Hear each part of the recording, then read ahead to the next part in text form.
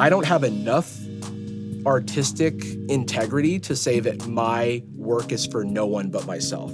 Like, negative comments are fine, but... Yeah, they're fine. They're fine, and I'm not offended, okay? They're fine. And I'm not upset. I sometimes now will see comments that are like, wait, Jarvis did computer stuff? Yeah. I'm like, yes! Even without the YouTube Studio analytics or anything, I was afraid of flopping when I pivoted out of tech content, people going, he sold out. Jarvis Johnson. He started on YouTube as a lifestyle and tech vlogger, but quickly grew into one of YouTube's most respected personalities. Before he started amassing millions of views on his commentary videos, Jarvis worked as a software engineer at major companies like Google, Yelp, and Patreon. So what pushed him to leave the comfort of a high-level salary and risk it all to be a full-time content creator? How does he deal with the fear of his entertainment career fading away? And why the f did he spend an entire week in the metaverse? I'm Anthony Padilla, and I spent today with Jarvis Johnson to find out. Hello, Jarvis. How's it going? Johnson, dude, how are you doing? Good, thanks for having me. Yeah. I'm well. Nice and well? Nice and well. Nice and Not well. great. No, okay. So you're Not being honest. incredible. So you don't just default to saying, great. I do if I don't know the person, because I've had experiences where I'm like, how's it going, man? And it's like, oh, honestly, not too good. Yeah. And then Had a fight with the wife this morning. Kids aren't doing great in school. I'm like, I'm so sorry I asked. But then a good friend could be like, how are you really? And you're like, oh, I'm so glad you asked. Or you're like, can you shut the f up? Yeah, I'm good. I don't want to get into it. You have multiple different channels that you upload on. You got the Jarvis Johnson channel, the original channel. The OG. I think you uploaded that there 5 months ago? Yeah, it's been a minute. And I was like, okay, he's taking a break. But then I look at Jarvis Johnson Gold. The premium channel that is free. The premium channel that's free. And you just uploaded last week. Yeah, I uploaded today as we're recording this, right on the way. Oh, shit. I was not even, my hands weren't even on the wheel. I was like those people with the Apple Vision Pros. Just like my car. No, just kidding. A big place I spent my time this past year was the Sad Boys podcast, which has like been going good. We've been going solid. And that's a weekly show. For a year, didn't miss a week. That's like a big thing because that show started when me and Jordan, my co-host, met at Patreon in 2017. Started a little hobby show. Neither of us had online presences at all. And then we're kind of doing a show casually for the past 5 years. And then now in year 6, we're like, let's actually do it weekly. Make it official. Yeah, so this year, 2024, hopefully the year that Jarvis Johnson returns to a regularly posting channel. I'm saying it right here. Oh shit, is this your official announcement that we're gonna get? Then I'm running for president. Oh. Running for president. I'm committing my channel to that. Yeah. No, but yeah, I'm hoping. I'm hoping. That's always the goal. But you know, you set up goals for yourself and sometimes you fall short of them. But at least you have the goal, so you have something to work toward. Right. And that is to upload on there, as often as your Jarvis Johnson Gold account? Because the Jarvis Johnson Gold account, when I search your name, that comes up before your other account. So which one's your main channel? You can't call one a main channel. I know. It doesn't even come up first. The main channel, I think it'll come up first when I post more than once every 6 months. Okay. But that channel is kind of been, it used to just be, Jarvis Johnson Gold was like improvised content and still is that. And then the main channel was more premeditated. Most of it was scripted. There's like more frills, more maybe sketches or more like stunt type things where it takes more time to do. The last video that I did on there was I spent a week in the metaverse. You can tell that a lot of work was put into the metaverse. What made you decide like, nope, that one's like the premium? Mental health. Because I'll tell you 2 reasons. One, it got scary. I don't know if you experienced this. Because it's been 18 years, I'm sure I've experienced it. Well, that's the thing. It's like you came up in a time before, and I'm curious to hear actually what it was like when this was introduced. But the 1 out of 10 and the 10 out of 10. Oh yeah, no, that is a curse. Yeah, it's a curse. It's a fight against yourself. And you can never be satisfied because if you have a 1 out of 10 and it's the best thing ever, the next video is like, uh-oh.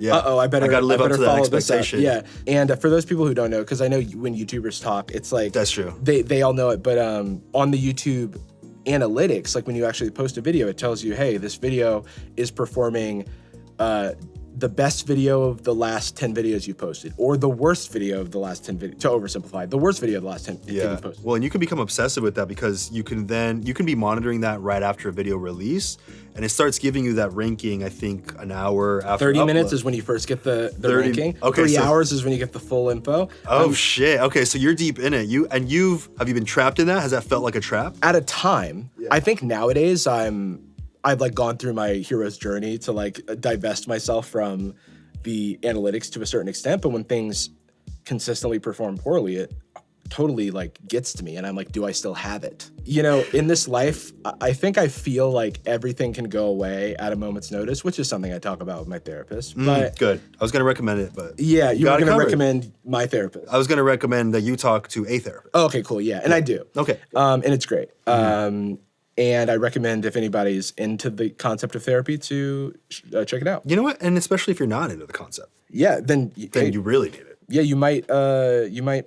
find that you're wrong. Yeah. And did you figure that out? No, I was right.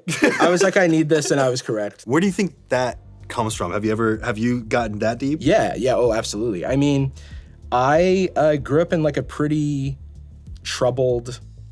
not troubled. There were a lot of trials and tribulations to my upbringing that, you cope in certain ways. And I think the takeaway that I had was that I need to be able to pull myself out of a situation, and I may not be able to rely on someone else. And in the kid brain and kid making sense of everything, that was kind of how I internalized it. Now I know, obviously, like asking for help is totally cool and everything's great, but I just learned that last year. So. Yeah, there is a degree of independence though that I value, and it's like I love to know how everything works. You know, even when we came in here, I was like looking at everybody. I was like asking questions and poking. I just love to tinker. I love to learn. Yeah. And develop skills, and maybe some of those skills are marketable and maybe some of them aren't. But like I could still go back to software engineering if I really needed to. Yeah, I can relate on many levels of it. You know, just growing up, I felt like all I wanted was like some control. Everything in life is out of my control, especially as a kid. You can't really do anything about it. All you can do is observe. So I think my kid brain was like, when I get older, everything's in my control. In my control, yeah. So, that's what I've done as well, is set myself up with that. And I want to be in charge of the way that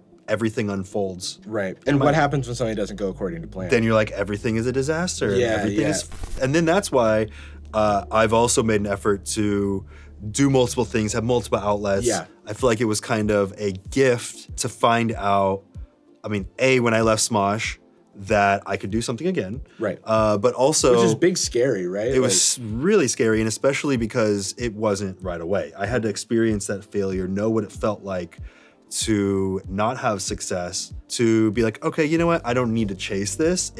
I can just follow my passions and see what happens. And then I found it after I followed my passions. So it's that confirmation that was so scary but necessary to know that it's okay. The first time that someone didn't know that you were from something before, the Anthony Padilla brand, right? Were you like, I'm doing it? Yeah, I was like, oh shit. And it was funny because that's all I wanted for I guess a big portion of my life. That's all I wanted was like, I just want to be recognized for what I am now and not for what I was. Mm-hmm. That's so profound. I think a lot of people in creative industries have to cope with that at some point in their career. Yeah. Because not everyone is on top for their entire lives. And you never will be. You'll never be at top in the same capacity forever. And then if that becomes your new standard, then your brain chemicals, like the reward centers of your brain, you're like, oh, I'm not getting the same dopamine hit because I've seen how high these highs can get. Exactly. And it took me getting there for me to actually, in the end, detach from and appreciate my past. Right. And then obviously I returned back to my past in a new capacity because I had that new perspective. It's been really nice. Again, I relate in this sense of like wanting to create multiple pillars so that if one collapses, it's not all crumbling. Right, it's like you want to diversify platforms. You don't, especially because there's so many like big tech companies like kind of pulling the strings. Vine can just go away. Oh, I know what that was. What the fuck is that? We'll hold on to that for later. You're like, I have a little infant baby like on my person right now. It's a Pikachu. I forgot.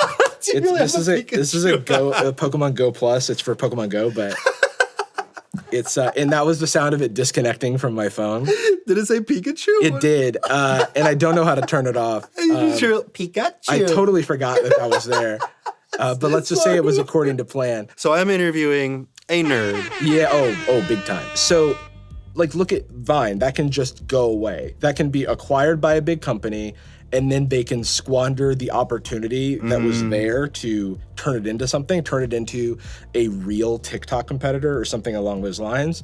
And then all of those creators have to figure it out again. And that's terrifying when it's not your choice, it's not on your terms. Right. And so I totally relate to like trying to control that. But to my own mini version of what you're describing is leaving the tech industry behind, one, and then leaving tech content behind. Because when I first started my YouTube channel, it was just as a hobby, and I was like making little vloggy videos, like Japan vlog, where maybe I talk about like the meaning of life or something. I don't know. I was just trying to figure it out. Something profound, but yeah, I was like a nonchalant. big Hank and John Green watcher as a kid, so I was like, maybe I'll try something like that. Then one of my friends who started their channel around the same time as me had a video. Their first video on YouTube got 1 million views, and I was like looking at my like 500 views, and I was like, dang. Were you like, anyone can do it then? Or were you No, like... I was like, I gotta get on whatever they're doing. Oh. And what's funny is that video was did so well, and I was like, well, I can talk about being a software engineer maybe, and then I'll get a few views, and I'll Trojan horse them into caring about like me just goofing and gaffing and telling funny stories about my life. And what that turned into is when I pivoted out of tech content, people going, he sold out. He just wanted to do basic YouTube content. Even though it was kind of the opposite. It was you the just opposite. sold out by I sold out because I was like, I want to get views, so I'll Yeah. make videos about tech. When in reality, I want to do this other thing, and I could have probably just like gone the straight and narrow and just like kept grinding at it. Sure, but you want to take a little shortcut if it's there, right? Yeah. And I'm like, I have this, like, that's a superpower I have, that I can just like speak with authority about my experience, and that can be valuable to people in this industry. But, you know, you build an audience and you realize that you're not serving like the audience that you want to serve, or it's not reflective of like who you are and like the things that you care about. Like, I remember I got a comment on like it was a video I think called... I love that you're about to recount one comment. Out of the sea of... I wish I remembered their name Hundreds of too. I would just thousands. call them out. No, but it was such a funny comment because I can, like, negative comments are fine, but when someone... Yeah, they're fine. They're fine, and I'm not offended, okay? They're fine. And I'm not upset. Yeah. But whenever I see something where I truly can't wrap my head around where they're at and how they reached the conclusion they reached, that's when I like, it sticks in my mind. So this person was like, it was on a video where I was talking about, I failed an interview at Google for an internship, and I ended up getting an internship anyway. What was it called? How I failed an internship and still got an internship? How I got an internship at Google by failing my interview. Oh, nice. Yeah. And it's a true story because the TLDR is that they had a sophomore interview program, and I interviewed for like the senior and junior thing. Okay. And then when I applied to the sophomore program, they applied my interview. And they were like, oh, well, he's still good for this. But it's grabby, and I can sort of tell a story. There's a lesson at the end. It's about, you know, like not internalizing your failures as such, because they could, you know, there's a lot there. Sure. But somebody was like, good info, but I could do without the jokes.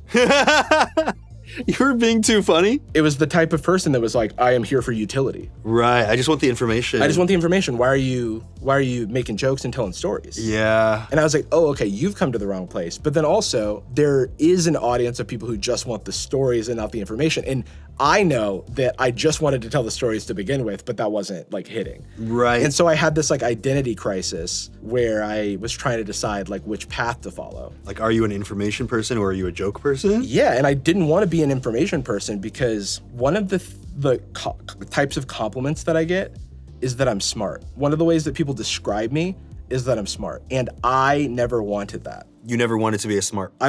I want to be funny. I want to be likable. You don't want to be a good perceived as a friend. smart person. Yeah, I'm like, I'm like, why is that the first thing that you say about me? And not that I'm like a cool hang. You know what I mean? And so like, while it's still a compliment, it's like, it's flips your perception of yourself and the way others are perceiving you. Yeah. On its head. And so I wanted to prove to myself that I could shift that perception of myself a little bit.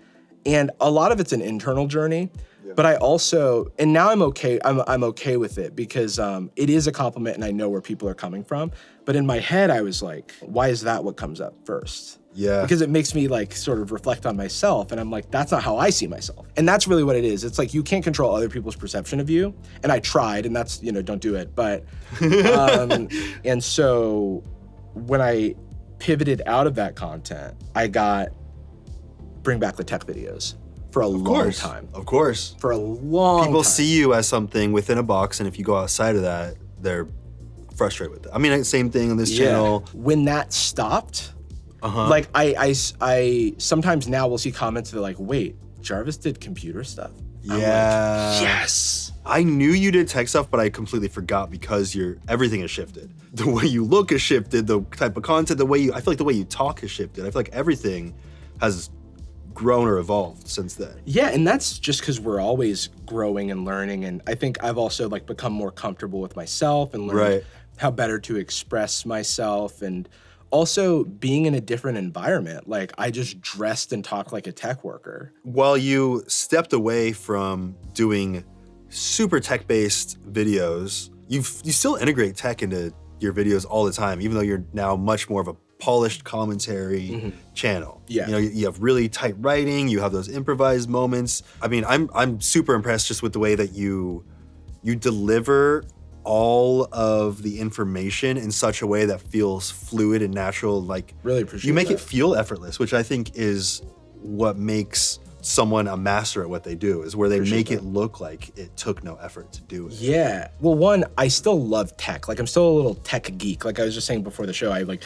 built my gaming PC and I was like super stoked on it. I still have that like twinge of tech to me. Like they're still just a part of my identity. Like when I was a kid, I just liked making things. And so the ways that I made stuff, I would like write Dragon Ball Z fan fiction, what I now know as fan fiction, but would write like Dragon Ball Z fan fiction and print it out on the printer and hand out scripts to my friends in the street, and we would like act out our roles. Yeah, you didn't call it fan fiction back then. You didn't call it fan What'd fiction you call back it? then. Stories? Yeah, I was like, we would just be like, I'm writing scripts. Yeah, yeah. And we didn't have a video camera because they were expensive, so we would just act it out and there would be no output. Right. But it was just fun because that's what you did. And I used to draw a lot.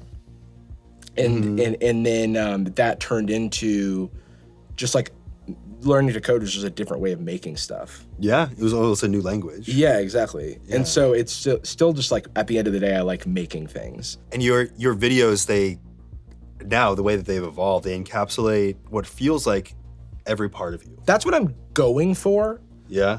It becomes really constricting to Why? like, To feel like you have to hit every single one of those because parts I'm like, of you? I don't know what a topic, when I am evaluating a topic for a video, I'm like, does this have the elements that I want? I'm trying to draw the line between stuff that I want to do that actually would be interesting to an audience that also feels like it has some connection to like my interests and identity. There is that pressure from yourself to have every video that you do reflect every part of you. Obviously I feel like that is a curse of an artist that wants to feel like what they make is a reflection of them. Yeah. Have you felt like you've had to disconnect from that? Or is that like what the Gold channel? The thing I tell myself, and this is maybe something that my therapist said, maybe it's something I picked up somewhere, but like not everything has to be everything to everyone. Yeah. You know what I mean? And so that helps like me let go of it, because I used to, when the Gold channel started doing well, I started to resent it in a way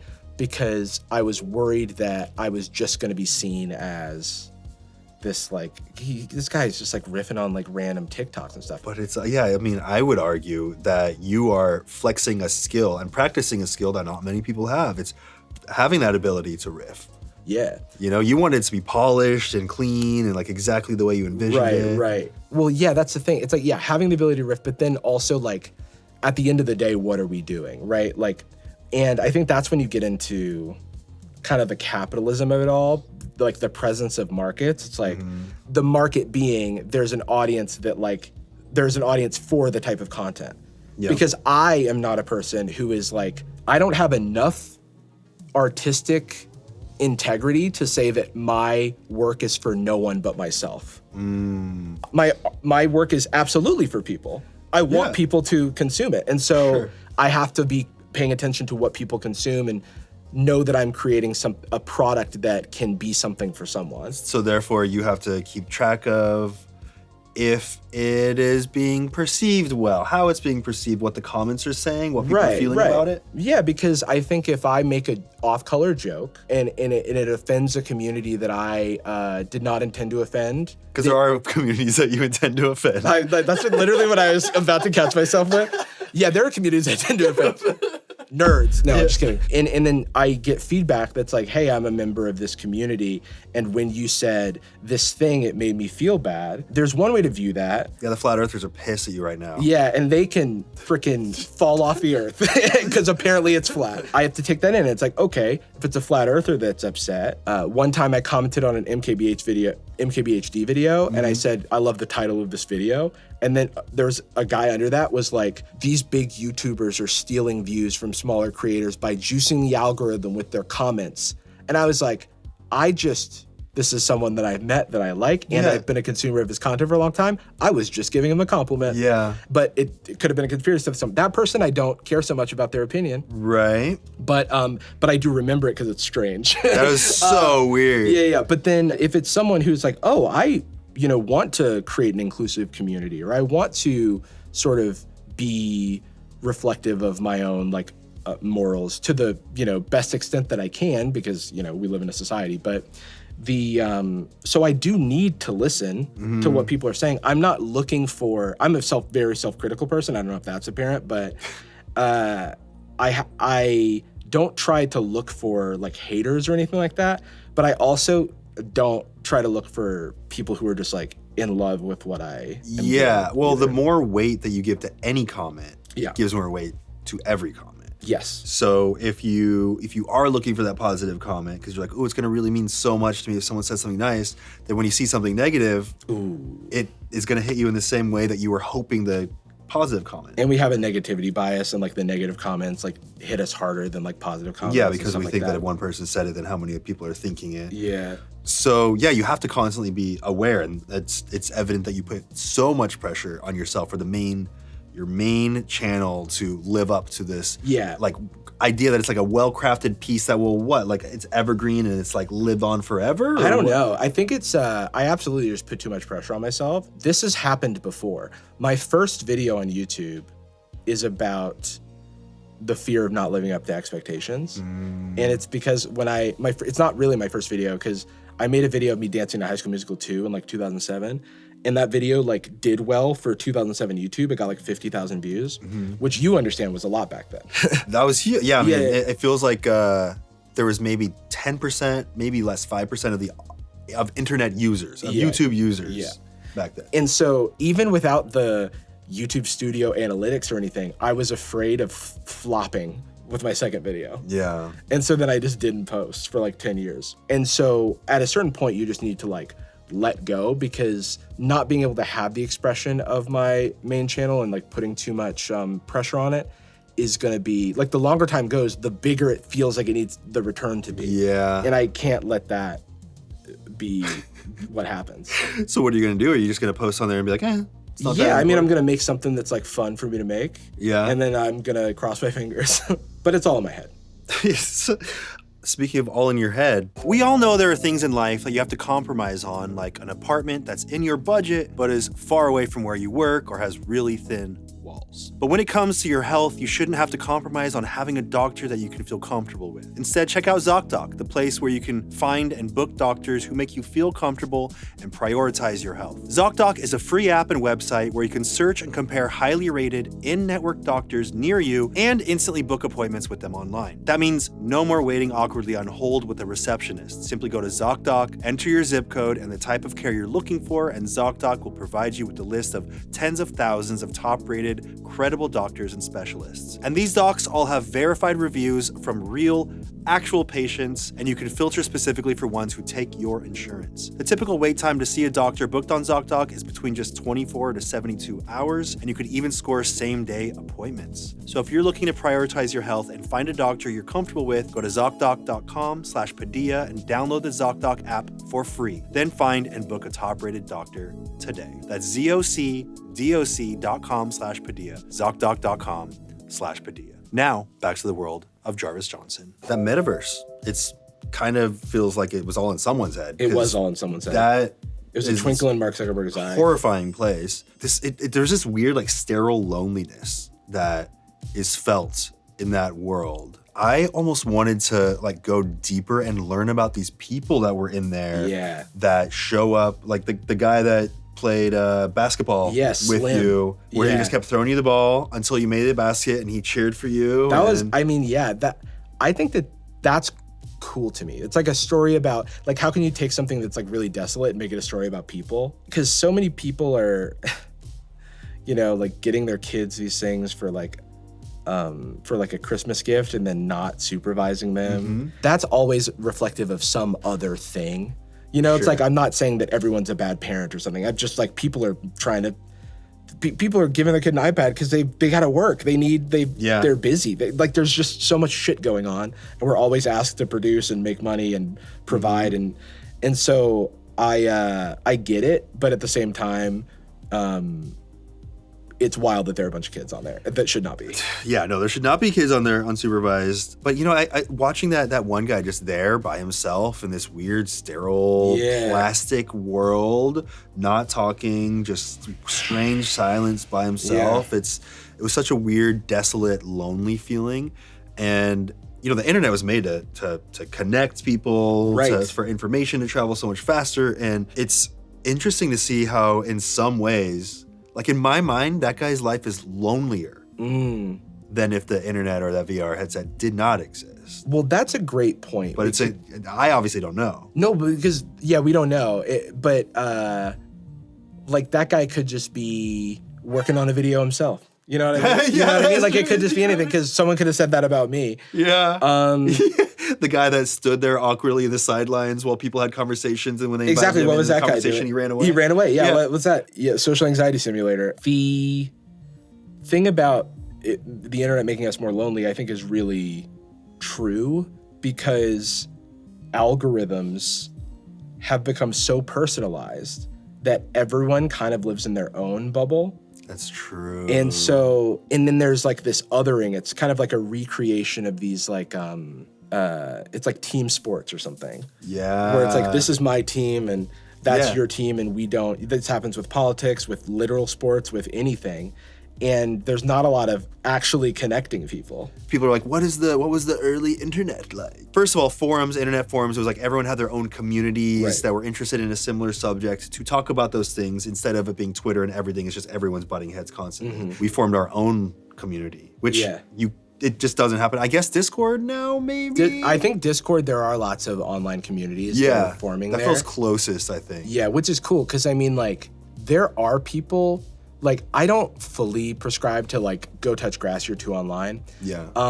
I think sometimes it's funny as, like, a retort, but in reality, I think that the fact that there are, like, I was an indoor kid, you know? Mm-hmm. Like, I was just spending a lot of time in the computer room away from all of the troubles of, like, real life. Same. And I found solace in communities online. Mm-hmm. Like, I played RuneScape. That's my 20-year-old game. Was that your community? Well, I did like, I used to listen to a RuneScape podcast. You know, the first wave of podcasting, like 2006. Yeah. But when it was because of iPods. It was all distributed on iTunes. Yes, exactly. Yeah. But it was free, and I didn't have any money. Yeah. And songs cost $1 each, which is still insane to think about. And so I was like, oh, dude, there's all this free podcasting content. Yeah. So I like got into this RuneScape podcast. I was a member on the forums, and then I got into this Pokemon community. I don't even know how I found it. But it was like this kind of Flash-based chat room that was based around this Pokemon podcast. It's no longer around, but I'm still in contact with the two guys who made the website. And then, like, me as like a 17-year-old would be in the forums. I was like a member of the community. I had like a pseudonym. What was your pseudonym? It was, well, okay, it's gonna sound weird.